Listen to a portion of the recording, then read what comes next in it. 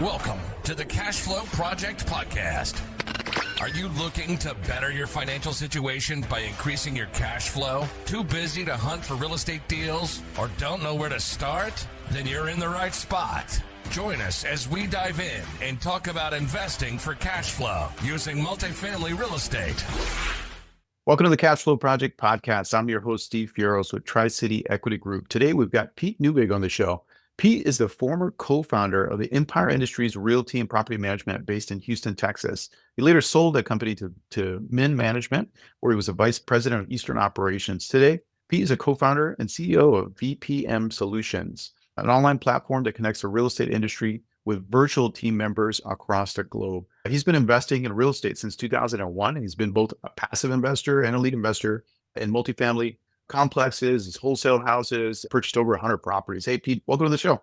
Steve, thanks for having me, man. I look forward to meeting with you.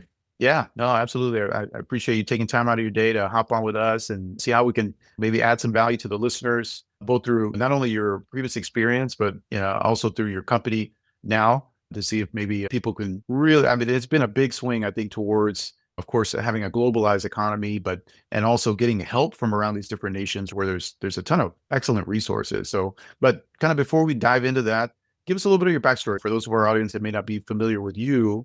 How'd you get started in real estate? How'd you get started in the business? I know you got a pretty interesting path. So, great question, man. So, fill us in.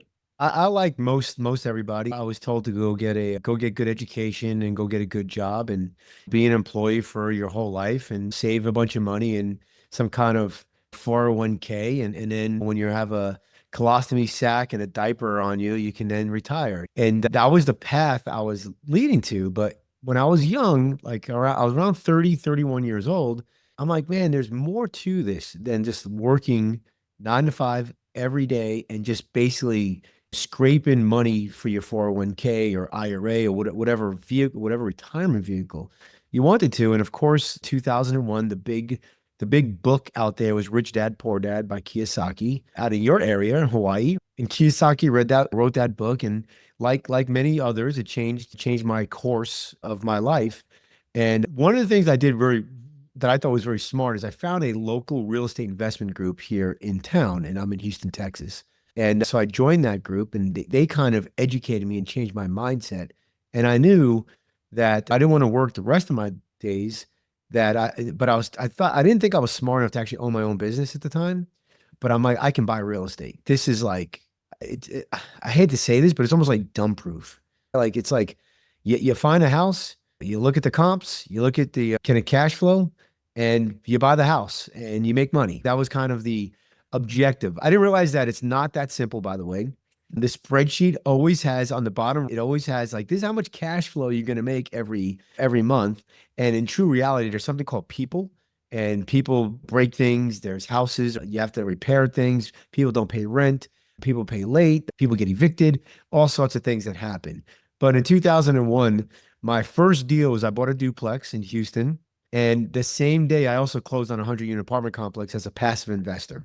And that kind of changed my life. And today, and I'll go through my whole journey, but today I still own real estate. So I started in 2001, we're in 2024. So I still own real estate, but not as much as I used to own. Most of it is paid for, which is, I know, against another whole Kiyosaki, and we could talk about that versus leveraging. I'm cool with that. I was on both sides of it. I'm more of in between Dave Ramsey and Kiyosaki than just on the Kiyosaki side of things, meaning I like to have some stuff paid off. I don't want to be over leveraged. So I still own it. And of course, I created a whole real estate business. I owned a property management firm because I bought so many properties. I don't know how to manage them. So I started managing, then I started third party managing, sold that business, and then I started this other business. So that's kind of it in a nutshell. There's lots of wins and there's way more losses in that story. And I'm more than happy to talk about the losses versus the wins, because I think people learn more from the losses. Yeah, 100%. I know that's literally, you had to condense so much of that into such a tight space. That was 24 years of my life right there. That's quite an adventure. And I love even the fact that you mentioned about the mindset shift. Oh, and I think it's funny that you had to transition from being like, I'm scared to open up my own business to, wow, Like now you own multiple businesses and hundreds Yeah. of properties and a management company and all of this, but it's a simple thing. And I think people too often we overlook it. We overlook how powerful that mind is, right? It's those self-limiting beliefs, right? And you mentioned, of course, the Purple Bible, Rich Dad Poor Dad. I mean, we may have been reading it around the same time. I was in Houston around that time and got my hands on Kiyosaki. And I was never the same after that for sure. I'll say this, like what Dave Ramsey always talks about, you are the same person you are today, 20 years from now, except for the people you meet and the books you read. And I truly believe that. And reading Kiyosaki's book or any kind of book that is that let's talk, we're a real estate show. Let's talk about real estate. If you get a real estate book and it really moves you, that's great, but that means nothing. It does nothing for you until you take action. And so I knew back then I'm much easier for me to take action now. I'm in my 50s now. Like I'm not scared anymore, right? I just take action. But in my 30s, I was scared to buy my first house. I didn't know what to do. I don't know how. I didn't know when you are doing something new that you've never done before, you get analysis paralysis, you get scared. And so by having that real estate investment group, and today, back in 2001, there was no podcast, there was no internet. There was no meetups. There was no like bigger pockets. There wasn't any of that. So you actually had to find people that were lived in your city that did this and that they became mentors. If you can find a mentor, whether it's online through a coach, however you do it, I paid, by the way, back then I paid $10,000 just to be part of the group, right? And I didn't have $10,000. I put it on my credit card because I knew that I didn't want to live the life that I was living. I knew I wanted to do better things. And just because you decide to do something like real estate or build a business doesn't mean life gets better, by the way. And I can prove that to you by all the money I lost in real estate and all the amount of time I lost in real estate trying to build something. But I just want to kind of put this bow on the mindset thing. If you believe every time you go in the office that a piece of you is dying, then you're ready for something else. If you are just unhappy with your situation, there is something better for you. If you are reading and you are listening and wanting to buy a piece of real estate, and you're just not sure that you can, maybe because of the market you're in. Like I'm from New York City originally. I wouldn't be able to buy properties in New York in 2001 with the money I was making, but in Houston I could. But because of the internet, even if you lived in New York right now, you can buy a property in Tulsa, Oklahoma, like literally in like the next 30 days. And Tulsa, Oklahoma, believe it or not, is a lot cheaper than New York City. I don't know if you Captain Obvious here. So anyway, I just wanted to like when you're ready, find the team, find the group that'll help you, and that mentor will nudge you. And next thing you're doing it. Whether it's successful or not, you don't worry about it. You're doing it. And over time, business doesn't get easier, you get better. That's good. That's an excellent quote. And you'll never know that unless you're actually getting out there and trying. Because if not, it's always that kind of that fear of failure versus adopting the mindset of, hey, well, I'm going to try this and I'm likely going to fail, but I will fail forward. I'm going to fail into, hey, now I've got more experience. Now I've got more contacts, right? Now hey, going to dissect what I did. Hey, that didn't work. Okay, we're not doing that again, but that did work. So let's move forward with more of that. Right. And I feel like that journey of entrepreneurship, you end up finding yourself. You discover, hey, wow, I'm actually pretty good at this. I would have never known that staying inside that cubicle working kind of that 9 to 5. A lot of times that's why people hate their job because they're not working within their natural kind of abilities, their natural gifts. They may not be anyways. And If you're an employee and you do the same thing over and over and you do it for 20 years, you don't have 20 years experience. You have 1 year experience repeated 20 times. Mm.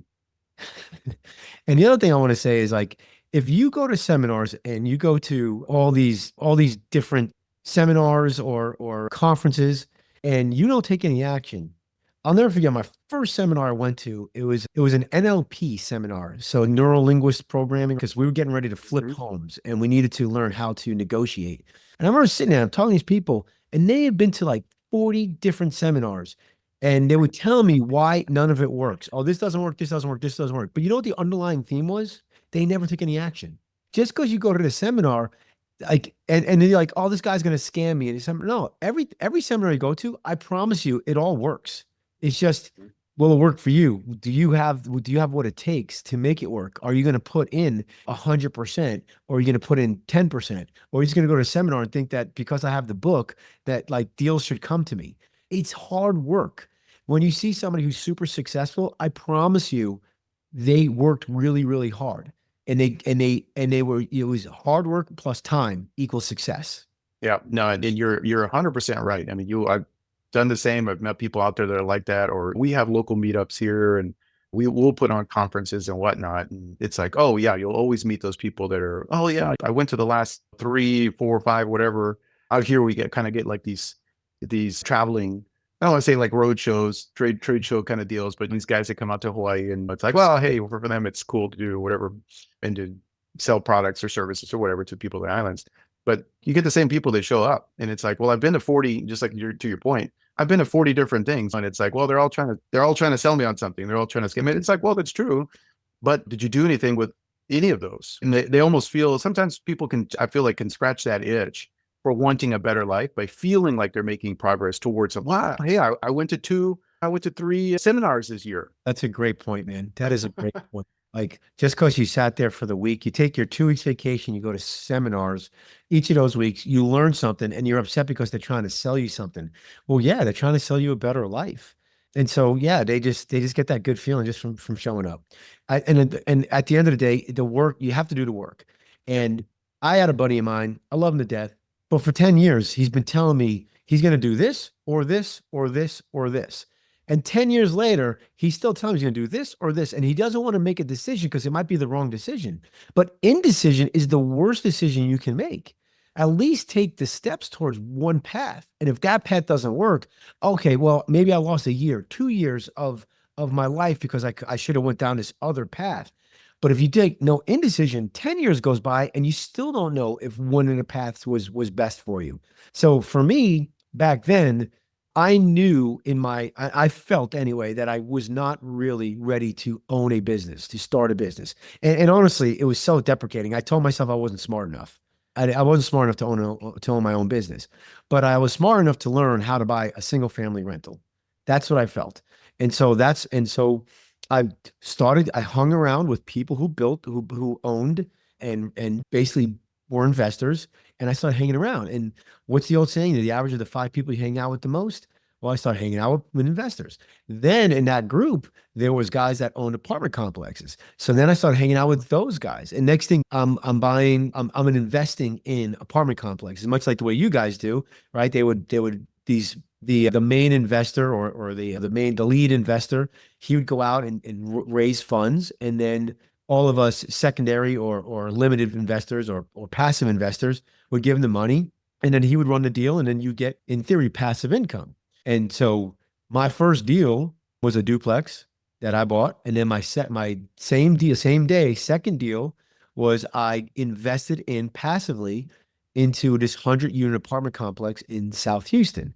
So I want to talk to you, Steve, about this apartment complex, because I want to show you like that not everything is not the grass isn't always greener. You don't always make money, but I want to kind of have a lesson here that even when things get bad, one, it can always be worse, but two, they can always get better.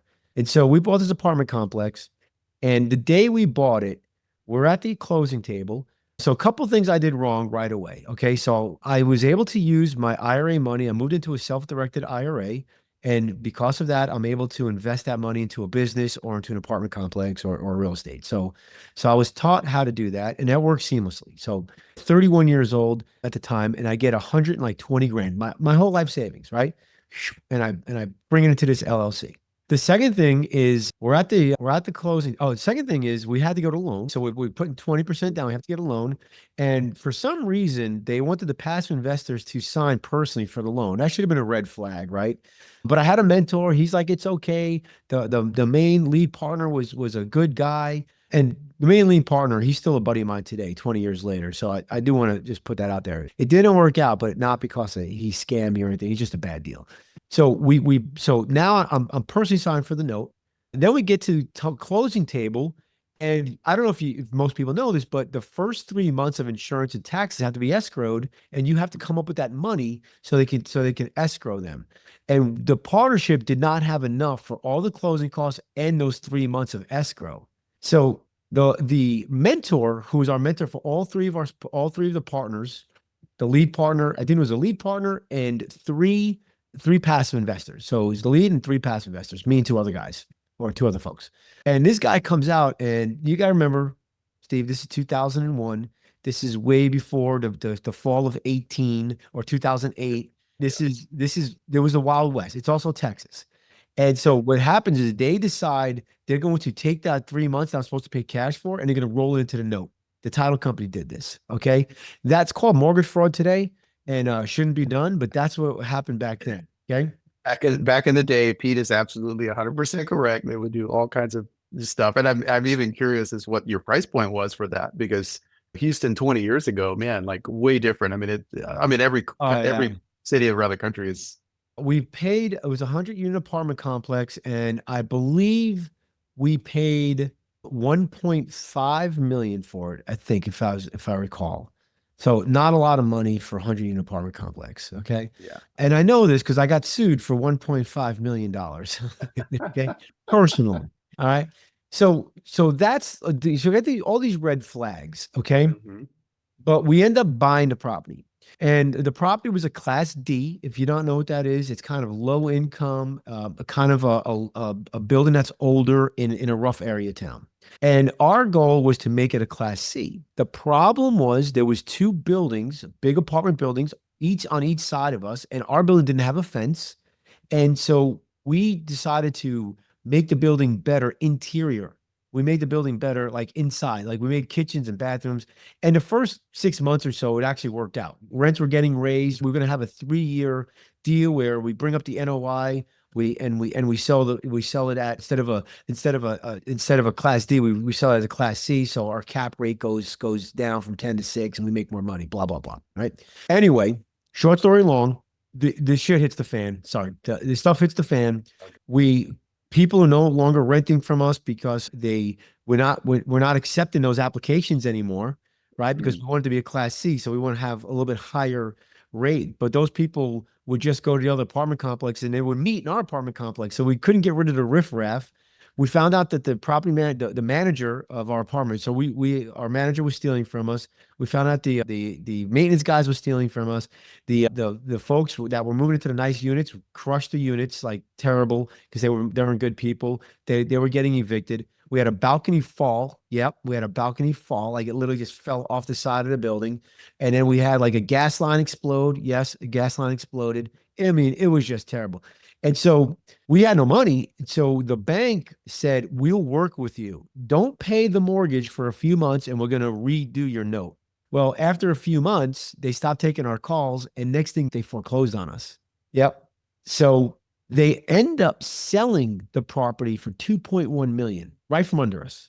The bank did. Wow. The bank did right from under us. Now, remember, I told you we bought it for 1.5. So we owed 1.5 on it, give or take. Well, evidently, even though I hired an attorney, so here's the thing. No one is going to watch your back. My mentor, my lead partner, my attorney, no one watched my back as much as I should have watched my back. I didn't know enough. But anyway, in the mortgage documents that we signed, there was a clause that said, if you foreclose and we sell it for more, we're still going to come after you for the full amount of the note. Which is kind of illegal, by the way, right? Even if you have a house that you own and you bought it, you owe 100 grand, and then they sell it on the courtroom steps for 200, they don't come back and ask you for your 100,000. If they sell for 80, they're going to come back and ask you for 20. They sold it for more than what we own. It took me a year of my life. I literally got served papers personally. They personally served me. I'm working full time. I'm just getting into real estate for 1.5 million. Fast forward a year later, I was able to settle for $30,000. And part of the settlement was that they would erase any credit that they because they put that I didn't pay my payments in 90 days, 120 days, whatever it was. And of course, the amount that owed came off my credit as well. So my credit went from crap, terrible to good again. And if you're a real estate investor, you need your credit. Like if you're going to borrow money. Now, if you're just going to raise capital, you don't really need a lot of credit. But if you're going to borrow money from the bank, you kind of need credit. And so I want to tell a story. As we got sued, then one by one, the other partners, because they signed as well. So this one family, I feel bad for them. They were a young couple with a young couple of young kids, great people, really nice people, but they bought into the BS of I can buy properties on credit cards Mm. and I'll make more money passively than what the credit card rate is. And that's just kind of BS, man. I haven't seen that happen. I've never seen it Not because with a credit card. Yeah, they're trying to arbitrage the spread, but yep. yeah, And that's look, that's the real estate investor guy that sold them on that idea is just a bad idea. It's just a bad idea. They bought into the BS. And so when I put 100 grand down, it was my money. It was a self-directed IRA. When they put 100 grand down, it was borrowed on freaking credit cards, man. So they had to declare bankruptcy. And once you declare bankruptcy, that's it. It's like it's game over.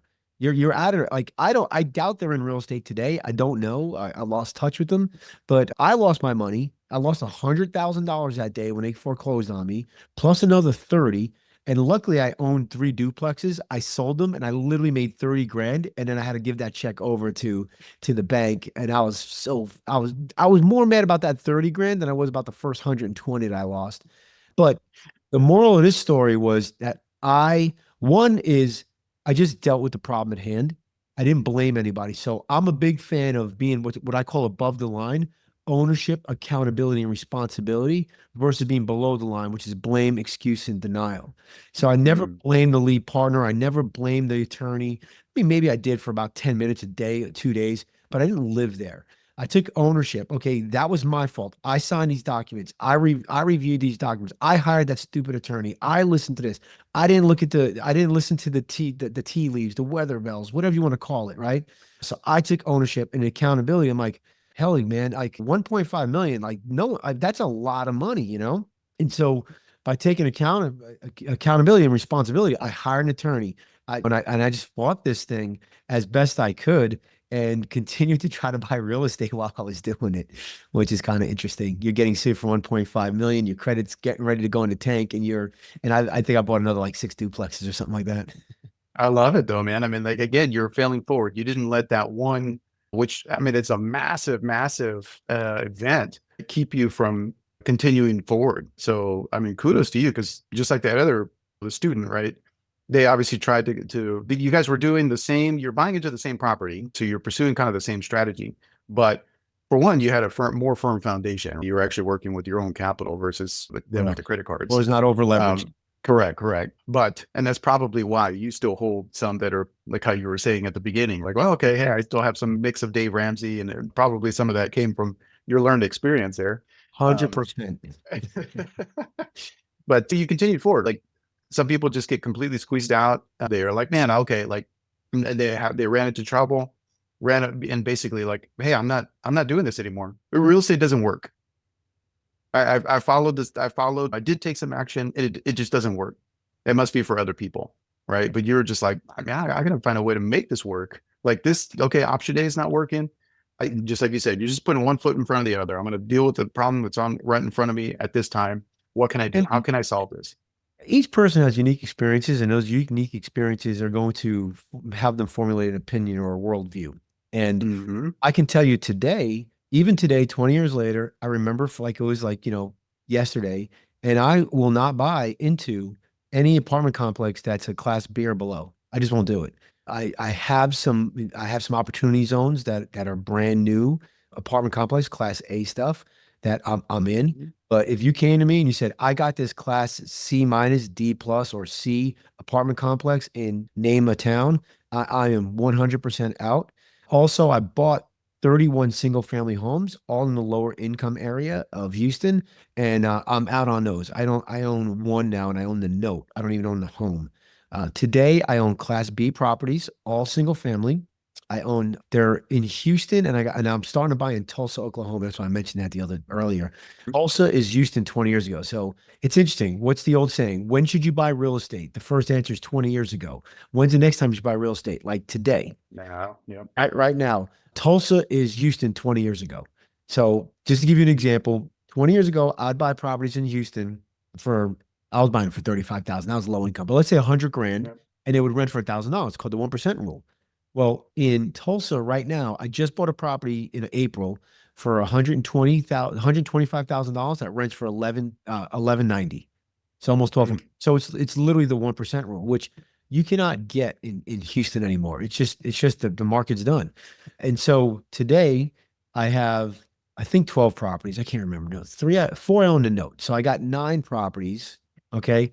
5 of them are paid for and 4 of them have a note on it.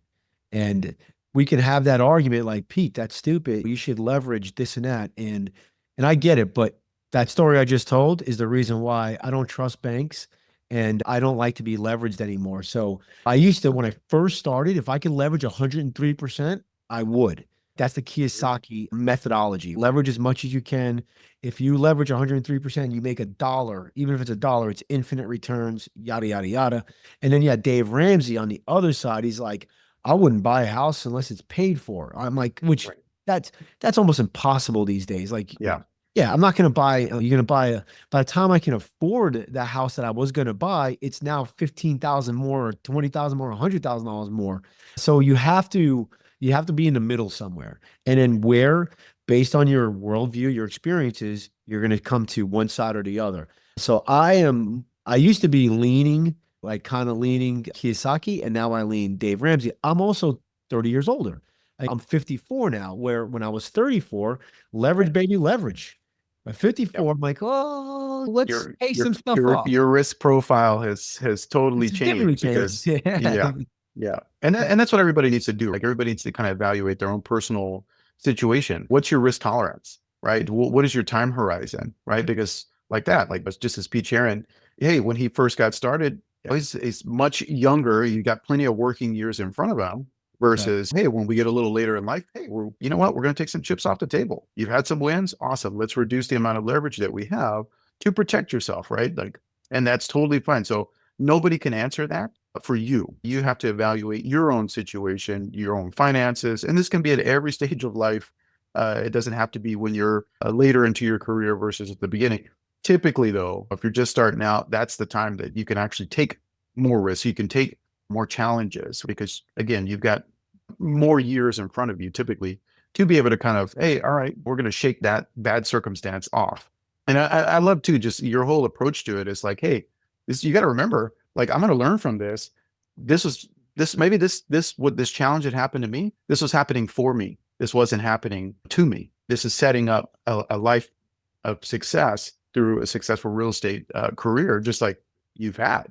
Right. So I love you sharing. Thank you for sharing and being vulnerable and sharing those mistakes early on. So I know that's not easy, but I feel like a lot of times we're able to learn so much more from those Oh failures. yeah. But And I got a you lot know, more, but that was a that's big one. but that's life. Yeah, yeah. Well, tell us a little bit about your current company and what kind of value you guys are providing with talent from around the globe. Yeah, so it's funny when I bought all these single family homes, it forced me to create a management firm. I never anticipated a management firm would be a management firm for third party. It ended up being a management firm for third party.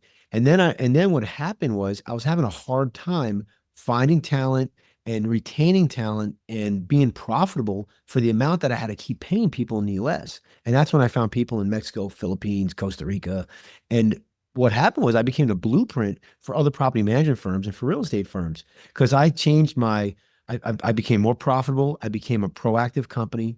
So when I sold that firm, I decided, well, should I let me help other firms? And so I created VPM and VPM is kind of more of a tech play. It's a two-sided marketplace. So basically what happens is assistants from all over the world, we market to them saying, hey, create a free profile to find a job in the US and Canada for remote in the real estate industry. So they go on, they create these profiles. And then in US and Canada, I market to companies that say, hey, if you're looking for really good people that want to focus on the real estate world, we have over 40,000 profiles now. So you can find over 40,000 people looking to hire, they're looking for work in real estate. And so they can create a free profile and they can browse these folks. We also built an academy. We have 38 courses. We got 6 more coming out next month. So we'll have over 40 courses where an assistant looking for work can take a course and they can test out and they can get VPM certified. And you can search for them. And that course could be real estate related, specifically like property management 101. It could be for like a job role, maintenance coordinator. It could be for specific software like Appfolio. And so they could take all these different courses and you could take a test out and they can get a certification. So you find them, you train them, and then you pay them through our platform. The way we make money is the VA, the assistant, pays us 10% of what they make. For the company, it's free to use the platform and to pay people. And then you can review their time cards and you just say, yep, they're good, and you just pay them all through our platform. So it's super seamless. It's a one-stop shop for finding great talent. You find great people. They're bilingual. They're college educated. A lot of them, they see it not as a job, but as a career. And you find really good people. You have to still know how to interview a little bit, or we can take that off your plate and we can do it for you. There's a cost for that, but we can do it for you. So we have a do it yourself. We have a do it with you, which is free, and we have a do it for you, which is we charge $1,500 when we hire somebody for you, and that's it. It's a niched way to find people for the industry. That's awesome, though. I mean, especially because like that, you're able to provide them training specific to, let's say, the needs of investors and whoever else that needs help, that needs services. They can go on, kind of hand select people who have credentials or have training and have experience so far in these different areas. So no, that's awesome. That's amazing, considering you were a guy that said that business was not for you. Right. That entrepreneurship wasn't for you. And again, that would not have happened without that failing forward, without that, hey, I'm going to step out and try. I'll tell you this, Steve, when I decided to buy real estate, I told you I found a investor group and I found a mentor. When I decided that I was going to build a property management firm, I hired a business coach. And I started hanging out with other business owners. So I'm a huge believer in mentorship. I'm a huge believer in coaching, not just reading. I'm a big believer in reading podcasts, but I'm a big believer in getting in touch with people, having a mentor, and really just following those footsteps. Without my business coach, I'm not where I am today. I don't create a business that was sellable. And I sure as don't create another business that we're going to do. I think we're going to do $16 million in payroll processing this year. And we're going to do 30 something million next year in payroll processing. Awesome. That's awesome. I mean, like, that's incredible. So wonderful that you identify, hey, you know what? And guys, if you're listening and you're hearing Pete's story, again, listen to the things that he's telling you. For one, change the people. If you want to change your situation, and maybe it's not real estate. Maybe that's real estate is not the answer, but that doesn't matter. You can still take away, hey, look, all right, well, let me go surround myself with people who are doing something that I'm not, so I can learn from them. Let me go get some coaching. Let me go get some training. Let me go take some action. School doesn't stop whenever you graduate, you finish. Life is you can have this lifelong journey of learning, of application, and it always takes just getting in there, jumping in, doing it, and surrounding yourself with people who want to cheer you on, honestly. That makes all the difference in the world. Well, Pete, at this point of the show, amazing story, by the way. We have what we call our fire round. It's just kind of our brief, a little bit more rapid fire Q&A. Is that something you're up for? Let's do it, man. I will be right to the point. Let's get it done. Yeah. Awesome. All right. So our first question, what is the favorite book that you recommend other than Rich Dad, Poor Dad? For all of us in real estate, that's the Purple Bible, but I'm going to go with Traction by Gino Wickman. It's the entrepreneurial operating system, and I run all my businesses using that model. Awesome. Yeah, we use EOS and Traction as well. Excellent recommendation. All right, next question. What would you consider your superpower to be? I am the process king. If you're watching this on video, you can actually see a little placard behind me that says process right there. I'm pointing to it. I love diving into processes, creating processes, and really flushing those out. That's when we're talking about processes, I'm the one who grabs the whiteboard. I grab the marker. It's my superpower. Not a fun one. Awesome. It's like Skunk Girl. Like, she's a skunk. Like, great. That's a superpower, but it's not very appealing. I wish it was negotiating or sales or anything like that, but no, that's my superpower, and I'm okay with it.